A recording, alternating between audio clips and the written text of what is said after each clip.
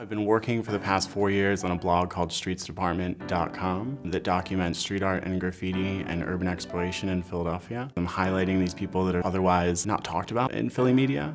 My blog lives as an archive of street art and graffiti that otherwise will be forgotten in time. So this is a very ephemeral art form. It exists for very short amounts of time generally. Street art and graffiti, their goal is to give people walking around another message to engage with. It has no real end goal other than just its pure enjoyment. I think the community here is really vibrant, really exciting. It feels like the artists are always doing stuff. A lot of the people I've documented moved here or grew up here and just decided to do a wheat paste or to do some sort of street art just because they were inspired by the other artists here. I think social media sort of changed the game there. You don't have to be this anonymous figure anymore who does graffiti or street art. Street art and graffiti is really beloved by a lot of people.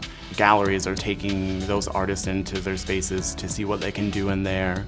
There will be artists who will never want to do street art or graffiti or put their work out there. Street artists and graffiti artists who won't want to go into a museum or a gallery. It will be interesting to sort of see how they play off of each other going forward. I think that this is a really exciting time to live in Philadelphia.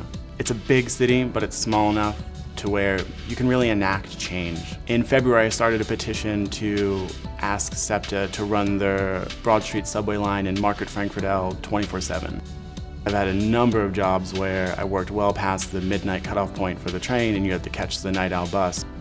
There were hundreds of people who sort of signed saying that the night owl bus is bad for a lot of different reasons. Got a few thousand signatures and every media outlet in Philly picked it up and turned the question to SEPTA, and they tested it this summer and it did really well. They're extending the test through November to see what it's like when students are here. Philadelphia is a great city to move to if you're young. It's very inexpensive for the most part. It's easy to get around. The community is really supportive. People are moving here, people are changing things, and hopefully it continues.